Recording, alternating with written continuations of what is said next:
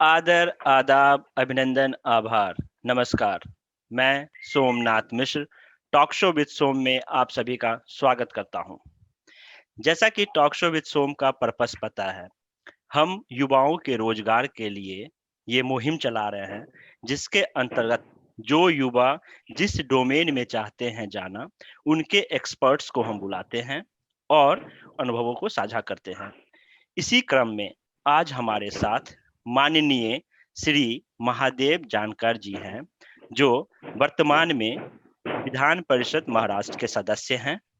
पूर्व काल में सर कैबिनेट मिनिस्टर महाराष्ट्र के रह चुके हैं, जिसके अंतर्गत सर के अंदर जो मंत्रालय था वो animal husbandry, dairy development, fishery development और जो राष्ट्रीय आज पक्ष उद्घाटन सर ने इसकी नींव रखी। स्वागत करते हैं माननीय श्री महादेव जानकर जी का। स्वागत है सर टॉक शो विद सोम में। नमस्ते मिश्रा साहब, आपने मुझे अपॉर्चुनिटी दिया, मैं आपका अभिनंदन करना चाहता हूँ और सब भारतवासियों को, युवाओं को बताना चाहता हूँ कि मैं राष्ट्रीय समाज पार्टी का फाउंडर प्रेसिडेंट हूँ। मेरे हाथ में एनिमल, डेयरी और फिशरी डिपार्टमेंट कैबिनेट मिनिस्टर में रह चुका हूँ और विद्यमान मैं एमएलसी हूँ। राष्ट्रीय समाज पार्टी की तरफ से हम इंडिया में हम काम कर रहे हैं। आपने मुझे मौका दिया, मिश्रा साहब ने युवाओं के लिए रोजगार के बारे में, मेरे एनिमल, डेयरी और फिशरी में क्या क्या सुविधा है उसके बारे में बताना चाहता हूँ। एनिमल, डेयरी और फिशरी जो डिपार्टमेंट इंडिया में है वो मैंने महाराष्ट्र में फर्स्ट नंबर में लेने की कोशिश किया।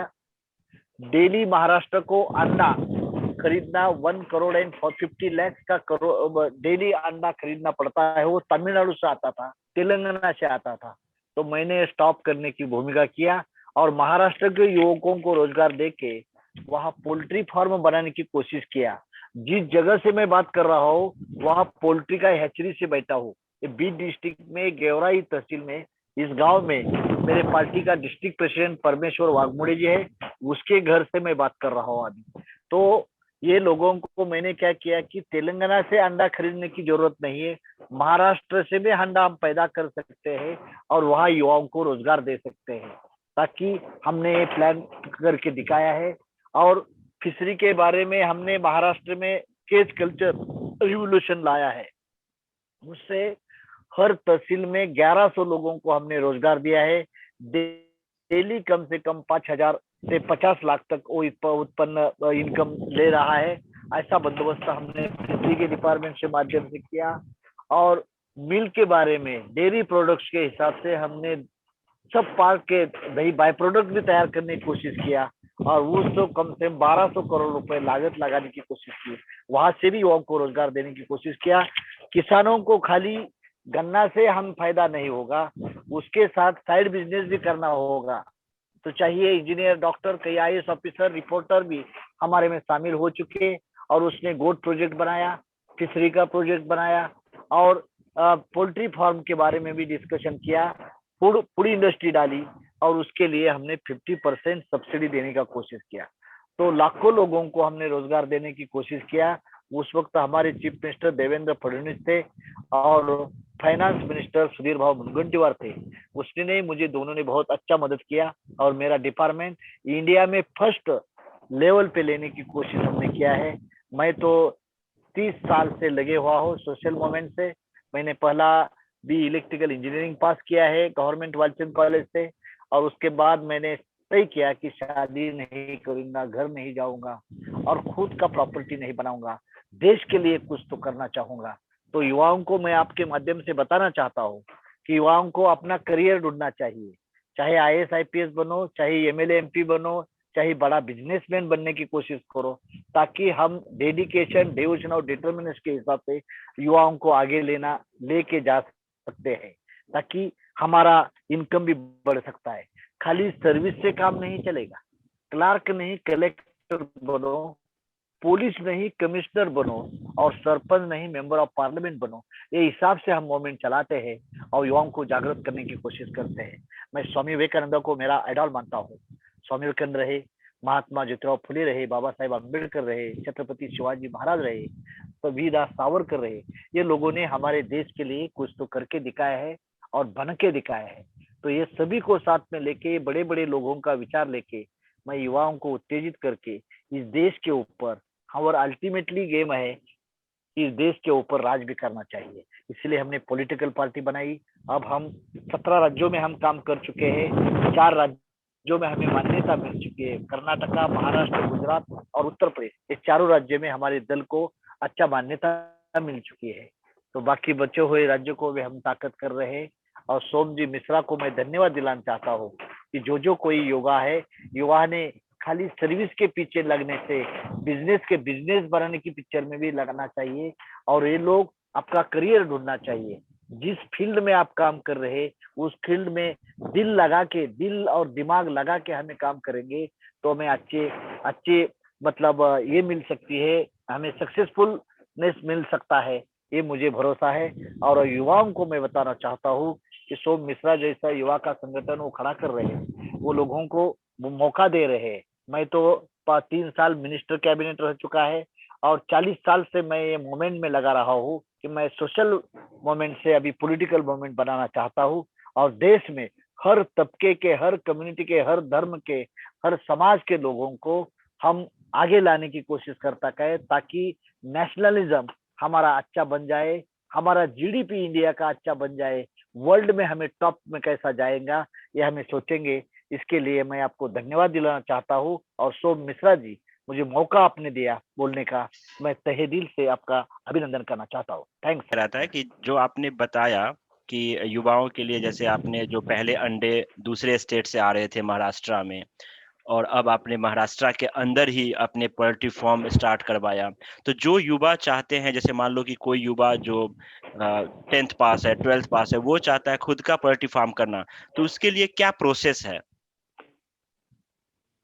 ये जो हमारा एनिमल हस्बेंड्री ऑफिसर रहता है डिस्ट्रिक्ट लेवल पे, उससे अपने कांटेक्ट करेंगे तो आपका जो लगता है, आधार कार्ड लगता है, जो सर्टिफिकेट लगता है, वो सर्टिफिकेट की सूची मिल जाएगी। और ये लोगों को आपको वो हमारा ऑफिसर गाइडलाइन करेगा। और जो युवा ये करना चाहता है वो युवा को मैं भी गाइडलाइन करने के लिए तैयार हूँ। मेरे पीए का भी नंबर मैं देता हूँ, मेरा भी नंबर देता हूँ। और पोल्ट्री फार्म में बनाएगा तो उसका गवर्नमेंट के तरफ से कैसा मदद लेना है, उसके लिए मैं मदद करूंगा, जरूर मदद करूंगा सर।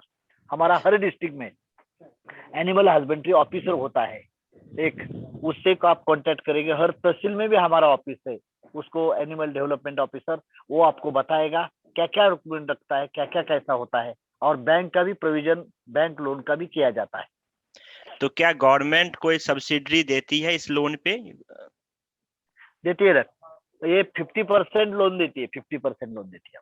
अच्छा, जो जैसे मान लो कि किसी ने लोन के लिए अप्लाई किया और 2 लाख रुपए लोन, तो जो उसमें कोलेटरल लोन होता है या क्या होता है वो? ये कैसा है, आप पहला अपना जो पोल्ट्री फार्म में बैठा हो, ये पोल्ट्री फार्म है, ठीक है सर। ये पहला हमें बांधना पड़ता है, बिल्टअप करना पड़ता है हमें पहला। अच्छा। जब ऑफिसर आएगा वो ऑफिसर चेक करेगा और उसके बाद आपको तुरंत सब्सिडी और पैसा दिया जाएगा। आपको पहला पैसा हमें लगाना पड़ता है, ये सोच अच्छा। के चलिए। अच्छा। जो कुछ है, 2 लाख का प्रोजेक्ट है तो पहला 1 लाख हमें लगाना पड़ता है। और बाद में वो ऑफिसर आएगा, साइन करेगा तो आपको 2 लाख रुपए रिटर्न देता है। अच्छा, और उसको कितने दिनों में वापस करना होता है? ऐसा वो 4-5 साल का टारगेट रहता है। उसे हर महीने को, हर साल में आप उसकी जो रॉयल्टी रहती है उसको देना पड़ता है, बैंक लोन रिफंड करना पड़ता है। अच्छा। 10 लाख का प्रोजेक्ट है तो 5 लाख की सब्सिडी रहती है उससे, 5 लाख की सब्सिडी। 5 लाख गवर्नमेंट देती है सब्सिडी के रूप में? हाँ हाँ, सब्सिडी, हाँ सर, हाँ। तो जो जो युवा ये काम करना चाहते हैं, उनकी क्या योग्यता होती है? जैसे उनमें कुछ योग्यता भी होती है या कोई भी कुछ कर नहीं, सकता? कुछ नहीं, कोई भी अनपढ़ भी कर सकता है। उसको खाली जो रिकॉर्ड चाहिए, मतलब उसको आधार कार्ड चाहिए, उसका जो जमीन का जो दस्ता है 7/12 लगता है ना, वो चाहिए। और जो डॉक्यूमेंट लगता है कॉमनली, वो टॉप लिस्ट में हमारा नाम चाहिए। बिलो बीपीएल का नाम रहेगा तो अच्छा है, 75% मिलेगा। जब बीपीएल नहीं है तब उसको 50% सब्सिडी मिल जाएगी। अच्छा, से रिलेटेड जैसे मान लीजिए आपने कहा मुर्गा पालन कर सकते हैं, बटेर कर सकते हैं, या कुछ फिक्स है गाइडलाइंस है कुछ गवर्नमेंट की? ये सब कोई भी आप क्या कर सकते हैं, गोट पालन कर सकते हैं, और जो सुअर है, सुअर भी पालन कर सकते हैं। मतलब गाय भैंस भी पालन कर सकते हैं, गाय भी कर, काऊ का भी कर सकते हैं ना आप, कैटल हाँ फील्ड भी हाँ, कर सकते हैं, कैटल भी कर सकते कोई हैं। भी। हाँ एनिमल, हाँ कैटल भी कर सकते हैं। खाली वाइल्ड एनिमल नहीं चाहिए, खाली इतना अच्छा, सोच के चलिए, तो सर वाइल्ड एनिमल, ये बताइए वाइल्ड कि एनिमल का नहीं कर सकते। हाँ, ठीक है, तो ये बताइए कि जिन्हें लोगों ने किया, कोई भी जैसे मान लीजिए, तो उनको मार्केट कौन प्रोवाइड करेगा? मार्केट के लिए क्या करेंगे वो? आपको आपको खुद मार्केट ढूंढना पड़ेगा, आपको नहीं मिलेगा तो गवर्नमेंट हम प्रोवाइड करेंगे। समझ में आया? हम अच्छा। आपको एक समझ में आता है कि एक मुर्गी लेना है, मुर्गी का प्राइस रहती है 400 रुपए, हम्म। और आपको 500 में बेचना है तो आप बेच सकते हैं, नहीं तो कम से कम लो रेट में हम लेंगे, गवर्नमेंट ले सकती है, ऐसा कुछ नहीं। अच्छा, यानी लेकिन कि मुर्गी के लिए कोई दिक्कत नहीं साहब। हाँ। यानी कि जो युवा ये काम करते हैं उनके लिए क्या है, गवर्नमेंट एक तो सब्सिडी भी दे रही है और मार्केट भी दे रही है। अगर आप हाँ, ज्यादा महंगा आपका बिक रहा है तो आप मार्केट मार्केट। खुद से बेच लो, नहीं तो हाँ लो, जो मिनिमम रेट है, जो एमएसपी बोलते हैं, उस पे गवर्नमेंट ले लेगी। हाँ, वो लेगी लेगी लेगी, हम हमारा गवर्नमेंट स्टेट लेगा तो सर तुरंत। यही चीजें जैसे एनिमल हस्बेंड्री के अंदर था, या वही चीजें डेयरी डेवलपमेंट में भी है, फिशरी डेवलपमेंट? डेयरी में भी, वैसा फिशरी में भी है, डेयरी में। सबसे अच्छा डिपार्टमेंट एटीएम डिपार्टमेंट बोला जाता है, एनिमल डेयरी और फिशरी है ना, एटीएम है। एटीएम में क्या होता है, अंडा बेचो पैसा तुरंत ले लो, हम्म मिल्क बेचो तुरंत पैसा ले लो। समझ में आया? जी जी। जैसा गन्ना लगाया तो 6 महीने पैसा नहीं मिलता गन्ने का, हाँ हाँ। तो ऐसा ये नहीं है। एनिमल डेयरी और fishery, ADF department is nothing but ATM है, हमारा किसानों का एटीएम है। हम्म कोई भी इस देश का किसान आत्महत्या नहीं करेगा, सुसाइड नहीं करेगा। जब हम्म। ये एनिमल डेयरी और फिशरी के बारे में फॉर्म डालेगा ना, तो अच्छे से अच्छा जिंदगी जी सकता है। जी जी।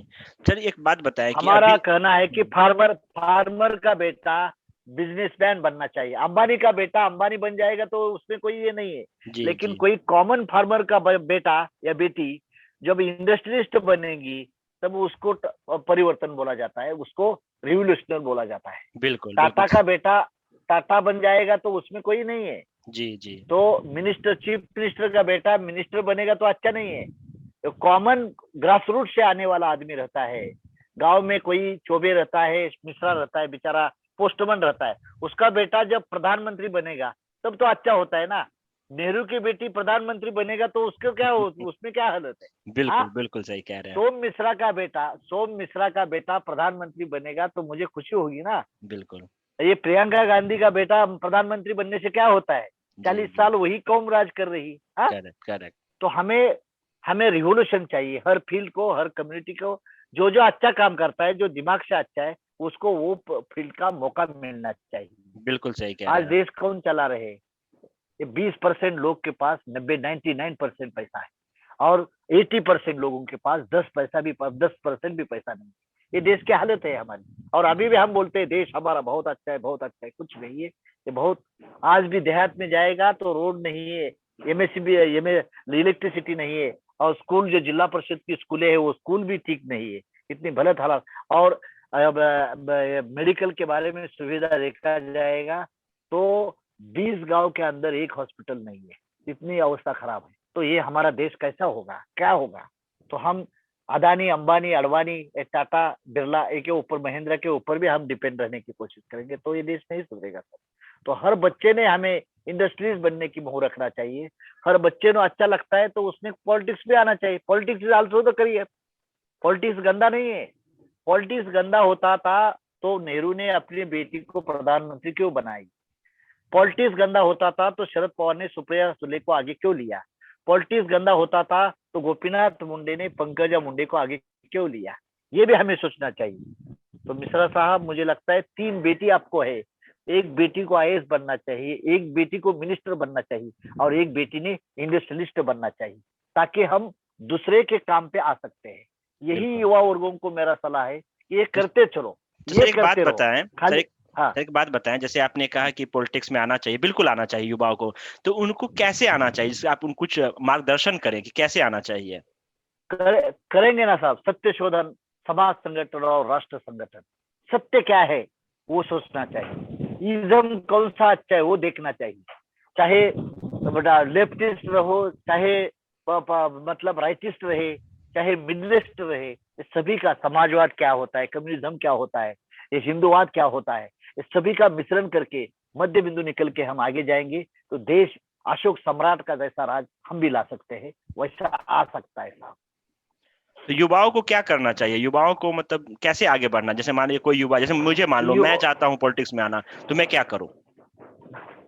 आप क्या करिए, आप पहला स्टडी कांग्रेस के गांधीवाद का भी करो, बीजेपी वाले का भी करो, समाजवादी का भी करो, और हमारे राष्ट्रीय समाज पार्टी के बारे में भी थोड़ा शेयर करने की कोशिश करो। आप मत कुछ दो, वोट भी मत मुझे दे दो और नोट भी मत दे, लेकिन डायलॉग तो रखते रहो कम से कम। डायलॉग, डायलॉग से आपको समझ में आएगा कि अच्छा है का बुरा है, बाद में समझ में आएगा कि आप भी पॉलिटिक्स में आ सकते हैं। सोम मिश्रा भी राष्ट्रीय समाज पार्टी के, इस देश के राष्ट्रपति, इस देश के प्रधानमंत्री बन सकते हैं।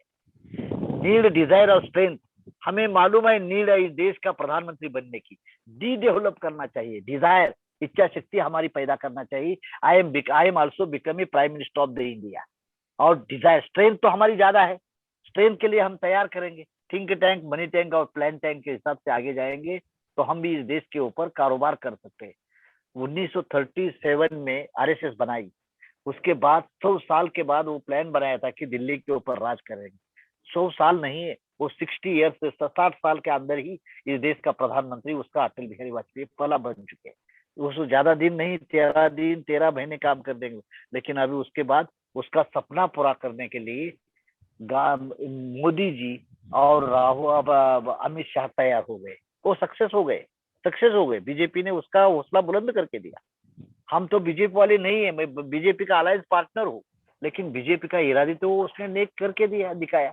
ये इसके पीछे डेडिकेशन किसका है, तो आरएसएस का है, बीजेपी वालों का नहीं है, बीजेपी वाले का बिल्कुल नहीं है। उसके पीछे डेडिकेशन आरएसएस के लोगों का है। उसने तन मन धन दिमाग दिखा दे के। मैं तो चाहता हूं कि इसका हर एक युवा के पास रोजगार हो, चाहे वो रोजगार जॉब हो, चाहे इंडस्ट्री हो, चाहे अपना खुद का हो, चाहे बिजनेसमैन हो, पॉलिटिशियन हो, लेकिन हर एक आदमी आत्मनिर्भर हो, जिससे हमारे देश का नाम रोशन हो। हमारा मकसद यही है। बराबर। तो सर एक बात ओके और ओके। बताएं कि आपका जो आरएसपी टीम है, राष्ट्रीय समाज पक्ष, और पक्ष, हाँ। अभी आप एमएलसी के पोस्ट पे हैं, हाँ। तो अभी आपके अंदर क्या क्या, जो हाँ। आप समाज के लिए क्या क्या कर रहे हैं, क्या क्या अपॉर्चुनिटीज है युवाओं के लिए आपके अभी के रोल को लेके? अब भी क्या कर रहे हैं, एमएलसी रहता है, मुझे 4 करोड़ का फंड मिल रहा है, तो अभी उसमें 2 करोड़ में कोविड के बारे में भी हॉस्पिटल को दिया है, नागपुर को दिया है 25 लाख, पूना को दिया है 25 लाख, और बॉम्बे के लिए दिया है 1 करोड़ रुपए। हर हॉस्पिटल, जो गवर्नमेंट हॉस्पिटल है, उसके लिए सुविधा ठीक नहीं, बेड ठीक नहीं, इसलिए गेले 2 साल से मैं यही कर रहा हूँ कि अब ये हेल्थ के बारे में ज्यादा सोच करके, जो गवर्नमेंट का मुझे मेरे नाम पे फंड आता है 4 crore, each and every MLC को स्प्रेड करने का, तो मैं ज्यादा से ज्यादा एजुकेशन, हेल्थ के बारे में भी प्रोवाइड कर रहा हूँ मेरा फंड। और जब मिनिस्टर था तब हमें ज्यादा मौका था कि करने का, लेकिन अभी मिनिस्टर हमारी सरकार नहीं है, हमारे खिलाफ विरोधी पार्टी की सरकार है, मैं बीजेपी का अलायंस पार्टनर हूँ। जब हमारी बीजेपी में सत्ता थी तब हम मिनिस्टर भी थे, तब हम लोगों का ज्यादा काम करते थे, लेकिन अभी थोड़ा सा उद्धव ठाकरे सरकार है, तो ठाकरे सरकार हमें अपोजिट रहने के कारण ज्यादा हमें इतना वैल्यू नहीं देती है, तो हमें जो एमएलसी का फंड है उतना ही हमें डिवाइड करना पड़ता है। तो सर जैसे कि जो युवा हैं, जिनको आपको क्या क्या अपॉर्चुनिटी दिख रहे हैं इनके अलावा, ये तो आपकी मिनिस्ट्री थी, लेकिन हमारे भविष्य में अगर हम देखें तो हमारे भारत के अंदर कौन कौन से ऐसे फील्ड हैं, कौन कौन से ऐसा डोमेन है जिसमें हमारे युवा आगे बढ़ सकते हैं? ये सब हर सेक्टर में है, एजुकेशन में भी अच्छा आप काम कर सकते हैं, और पीडब्ल्यूडी, पब्लिक वर्क डिपार्टमेंट जो होता है, उससे भी बहुत है, बड़े बड़े रोड बना रहे हैं गडकरी जैसे, उसमें भी युवाओं को संधि ज्यादा है। बड़े बड़े बिल्डर भी आप बन सकते हैं, रोड बिल्डर भी बन सकते हैं, और उससे करोड़ों का भी फायदा ले सकते हैं, आप लोग कर सकते हैं उतना। पीडब्ल्यू डिपार्टमेंट है, सिंचाई डिपार्टमेंट है, सिंचाई डिपार्टमेंट से बहुत पैसा मिल सकता है। और हाँ, तो इंडस्ट्रियल सेक्टर में भी हम काम कर सकते हैं साहब। हमारी जो मिनिस्ट्री के हिसाब से जो जो मिनिस्ट्री बनाई है अंग्रेजों के जमाने से, ईच एंड एवरी डिपार्टमेंट में हम युवा और युवती को संधि दे सकते हैं, ईच एंड एवरी डिपार्टमेंट में। पीडब्ल्यूडी डिपार्टमेंट में है, उसमें भी हम बिल्डर बन सकते हैं, ताकि आप रोड बिल्डर बन सकते हैं, इरिगेशन के हिसाब से बड़े बड़े तालाब बना सकते हैं, उसे इलेक्ट्रिसिटी भी पैदा कर सकते हैं, वो भी हमें बड़े बड़े कॉन्ट्रैक्ट मिल सकता है, करोड़ों का, अरबों का कॉन्ट्रैक्ट रहता है। उससे हम 99% गवर्नमेंट के करेगा, 1% तो हमें बचेगा तो भी हम चल सकता है। सब सेक्टर में काम करने का युवाओं को संधि है, लेकिन वो युवाओं ने दिल लगा के काम करना चाहिए। कोई भी फिल्म इंडस्ट्री रहने तो, चाहे ड्रामा रही, उसे दिल लगा के काम करेंगे तो हम वो फील्ड में सक्सेस हो जाते हैं। मुझे एक याद आता है, हम अमिताभ बच्चन और राजेश खन्ना का एक डायलॉग मुझे याद था। राजेश खन्ना बोले कि मैं 1.5 घंटा लेट गए थे, फिल्म सिटी में बगल में रहता हूँ मैं, गोरेगांव में, तो वहाँ 1.5 घंटा लेट आ चुके थे। पहले आए थे अमिताभ बच्चन और उसके बाद आए राजेश खन्ना। तो वो तैयार हो, सेट पे तैयार हुए थे, लेकिन उसको बहुत पसीना आया था अमिताभ बच्चन को। तो उसने राजेश खन्ना ने बोला, सॉरी साहब, मुझे ये रोड पे ट्रैफिक जाम था, इसीलिए सिग्नल लगने के कारण मैं डिले हो गए। बिल्कुल नहीं, डोंट नहीं, मतलब आपको पसीना है, पसीना मैंने क्यों लिया है कि डायरेक्टर से पैसा लेने के लिए लिया है। तो पसीना आया, कुछ भी होने दो, मुझे काम करना है, काम के वास्ते मैं ज्यादा प्यार करता हूँ। ये डायलॉग था अमिताभ बच्चन का। तो मैं बताना चाहता हूँ, कोई भी काम रहने दो, ये लोगों को कोई हम पैसा ले रहे हैं ना, मैं फिल्म में काम कर रहा हूँ, मैं मिनिस्टर बन रहा हूँ, मैं अब 2.5 लाख पर मंथ को एक मिनिस्टर को हमें पेमेंट मिलता है, तो हमें 18 घंटे काम करना पड़ता है मिनिस्ट्री में। 18 घंटे, और हमने किया है, 18 घंटे काम किया है। तो लोगों को मैं बताना चाहता हूँ कि जिसका हमने पगार लेते हैं, जिसका हम पैसा लेते हैं, उससे हम 2 गुना काम करेंगे, तब देश भी आगे बढ़ेगा और हम भी आगे बढ़ सकते हैं, मुझे भरोसा है। बिल्कुल सही कहा सर आपने।